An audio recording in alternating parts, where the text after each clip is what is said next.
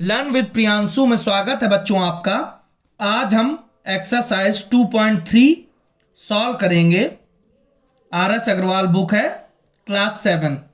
Okay, तो question 1 हमारा बच्चों, क्वेश्चन 1 फर्स्ट पार्ट हमारा write down the reciprocal of 5/8। हमें 5/8 का रेसिप्रोकल निकालना है। ठीक है बच्चों, क्या निकालना है? रेसिप्रोकल। अब बच्चों रेसिप्रोकल होता क्या है?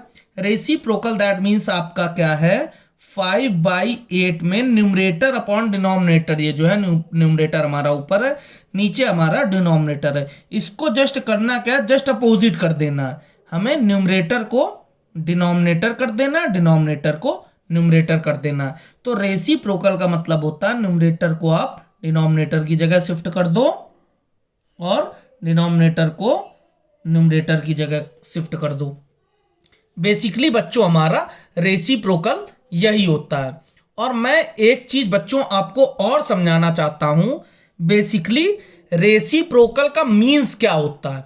रेसिप्रोकल का मीन्स बच्चों यही होता है कि अगर आपके सामने लिखा हो, जैसे आपके सामने लिखा है, नेक्स्ट ऑप्शन में आपको बताता हूं कैसे क्या होता है। ठीक है, जैसे आपसे पूछा जाए रेसिप्रोकल ऑफ 7,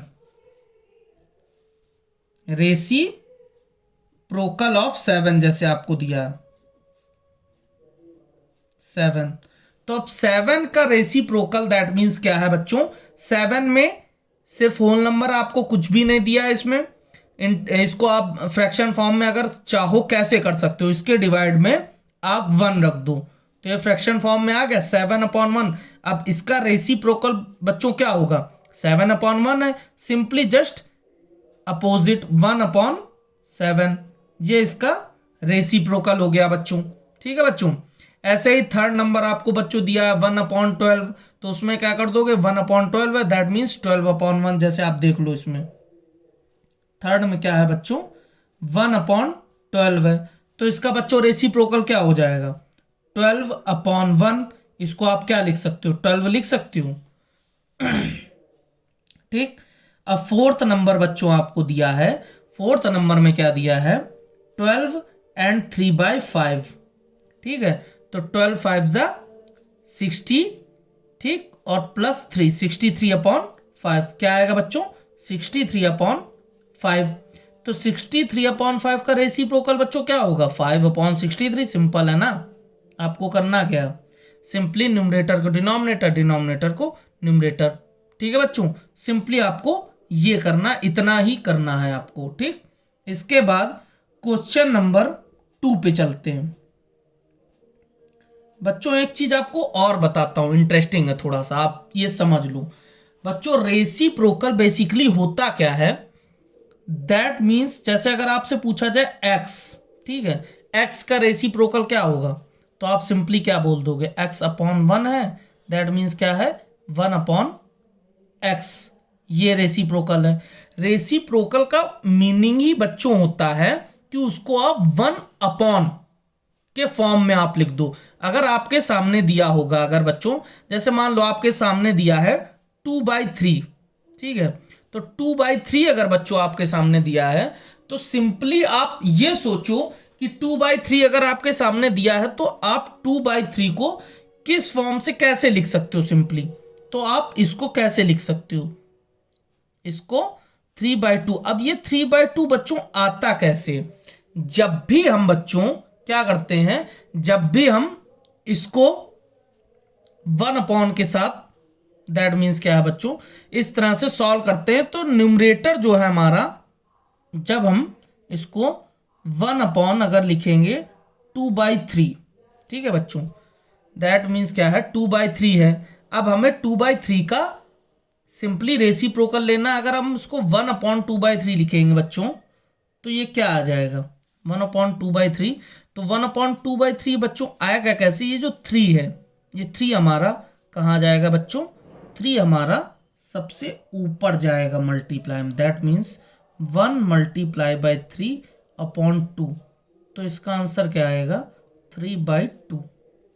सिंपली आपका रेसिप्रोकल बच्चों ऐसे आता है कि आप उसको 1 के अपॉन में अगर लिख दो तो इस तरह से आपका रेसिप्रोकल ये आता है कि 3 आपका 1 के मल्टीप्लाई में 1 मल्टीप्लाई 3 हो गया और अपॉन में 2, दैट मीन्स 2/3 का रेसिप्रोकल 3/2। ये आता बच्चों इस तरह से आता है। ठीक है, अगर आप सिंपली देखो, अगर आपसे बोलूं 1/2 लिखा है, अब 1/2 का रेसिप्रोकल आप कैसे निकालोगे? सिंपली 2/1 कर दोगे। लेकिन अगर आप 1/2 करो, ठीक है बच्चों, तो ये क्या जाएगा? 2 जो है सिंपली ये 1 के मल्टीप्लाई में जाएगा, तो क्या होगा? 1 मल्टीप्लाई बाय 2/1 सिंपली, तो ये आपका क्या हो जाएगा? 2। तो बच्चों ये समझ में आ रहा है आपको रेसिप्रोकल आ कहां से रहा है? क्योंकि अगर मैं आपको बता दूंगा न्यूमरेटर डिनोमिनेटर डिनोमिनेटर न्यूमरेटर, तो आप सिंपली समझ जाओगे कि हाँ ये हो गया। लेकिन ये हुआ कैसे? सिंपली 1 अपॉन में वो फ्रैक्शन जाती है, तब वो जस्ट न्यूमरेटर हमारा डिनोमिनेटर होता है, डिनोमिनेटर हमारा न्यूमरेटर होता है। ठीक है बच्चों, ये अब आपको क्लियर हो गया रेसिप्रोकल आता कहां से, कैसे ये बन जाता है। सिर्फ ये बोल देने से कि न्यूमरेटर हो गया डिनोमिनेटर, ऐसे नहीं। कॉन्सेप्ट बच्चों ये है, इस तरह से आप रेसिप्रोकल निकाल सकते हो किसी भी डिजिट का या किसी भी नंबर का। ठीक है बच्चों, अब क्वेश्चन नंबर 2 में बच्चों चलते हैं। क्वेश्चन नंबर 2 बच्चों हमें सिंप्लीफाई करना है। अब सिंप्लीफाई है बच्चों 4/7 डिवाइडेड बाय 9/14। अब सिंपली आप अगर ये लिखा है तो आप इसको कैसे लिख सकते हो? 4/7 डिवाइड बाई 9/14। ठीक बच्चों, ऐसे लिखा आपने। अब ये क्या होगा इसमें? सिंपली बच्चों ये होता है कि जो नीचे जो फ्रैक्शन होती है, सेम कॉन्सेप्ट लगेगा। नीचे ये जो फ्रैक्शन है, डिनोमिनेटर है इसमें, फ्रैक्शन में न्यूमरेटर डिनोमिनेटर, तो ये जो डिनोमिनेटर है बच्चों, ये यहां न्यूमरेटर के मल्टीप्लाई में जाएगा और इसका जो न्यूमरेटर है ये डिनोमिनेटर के मल्टीप्लाई में जाएगा। अब इसका क्या आएगा? देखो आप, 4 मल्टीप्लाई बाय 14/7 मल्टीप्लाई बाय 9। ये आपको समझ में आ रहा है? इसका जो डिनोमिनेटर है बच्चों, वो कहां मल्टीप्लाई में गया? हमारे ऊपर वाले फ्रैक्शन के न्यूमरेटर में, और इसका जो न्यूमरेटर है बच्चों, वो हमारे ऊपर वाले फ्रैक्शन के डिनोमिनेटर में मल्टीप्लाई हुआ। अब ये आपको समझ में आ गया बच्चों मल्टीप्लाई कैसे हुआ? 7 से 14 को आप डिवाइड कर दो, 7 2 जा 14 और 4 2 जा 8, तो आपका आंसर सिंपली 8/9 आ गया। और बच्चों ऐसे तो आपको समझ में आ गया, और इसको आप सिंपली ऐसे भी लिख सकते हो कि इसको कैसे लिख सकते हो? इसको सिंपली आप ऐसे लिख सकते हो कि 4/7 मल्टीप्लाई बाय 14/9। अगर यहां पे डिवाइड का साइन है और न्यूमरेटर और डिनोमिनेटर है, तो बच्चों आप मल्टीप्लाई का साइन लगा के न्यूमरेटर को डिनोमिनेटर, डिनोमिनेटर को न्यूमरेटर की जगह लिख के इसको सिंपली सॉल्व कर सकते हो। या तो आप बच्चों सिंपली ऐसे भी कर सकते हो, और अगर ऐसे समझने के लिए ये ब्रीफली मैंने आपको समझाया है डिटेल में थोड़ा सा कि ये इस तरह से आप कर सकते हो। ठीक है बच्चों, अब इसके बाद इसका पार्ट 2 जो दिया है बच्चों, पार्ट 2 तो सेम आप इस तरह से कर सकते हो। पार्ट 3 देखो बच्चों, पार्ट 3 कैसे होगा? ये हमारा पार्ट 1 था। अब बच्चों पार्ट 3 देखते हैं। पार्ट 3 में बच्चों क्या दिया है? 8/9 दिया है। अब डिवाइडेड बाय बच्चों 16 दिया है। अब 8/9 है डिवाइडेड बाय 16 है, तो 16 का आप सिंपली क्या कर लो? रेसिप्रोकल ले लो। 16 का आप रेसिप्रोकल ले सकते हो, तो इसको सिंपली आप ऐसे कर लो, 8/9 मल्टीप्लाई बाय 16 के अपॉन में क्या है बच्चों? 1। यहां सिंपली ये 1 ही तो है, 1 से डिवाइड करो 16, ये आ गया। तो इसको आप सिंपली क्या 1/16 लिख सकते हो बच्चों? क्या लिख सकते हो? 1/16। अब सिंपली आप डिवाइड कर लो, 8 1 जा 8, 8 1 जा 8, 8 2 जा 16 एंड 9 2 जा 18, 1/18 इसका आंसर आ जाएगा। अब आपको समझ में आ गया कैसे हुआ ये? सिंपली हमने इसको इससे डिवाइड कर दिया और इसका जो भी आंसर है उसको मल्टीप्लाई कर दिया, 1/18 हमारा आंसर आ गया बच्चों। ठीक, इसके बाद बच्चों क्वेश्चन नंबर 5 आप देख लो। क्वेश्चन नंबर 5 ऐसे ही बच्चों सारे क्वेश्चन हो जाएंगे आपसे। 24 डिवाइडेड बाय 6/7 है। ठीक है बच्चों, डिवाइड के बाद क्या है 6/7, तो इसको आप क्या कर लो 24 मल्टीप्लाई बाई 7/6 लिख सकते हो बच्चों। डिवाइड का साइन था 6/7 था, मल्टीप्लाई का साइन लगा 7/6, ऊपर नीचे कन्वर्ट हो गया, ये चेंज हो गया। अब 6 1 जा 6, 6 4 जा 24 एंड 7 4 जा बच्चों 28। तो इसका आंसर बच्चों क्या आ गया 28 हमारा आंसर आ गया। ठीक, इसके बाद बच्चों क्वेश्चन नंबर बच्चों देखते हैं हम 8th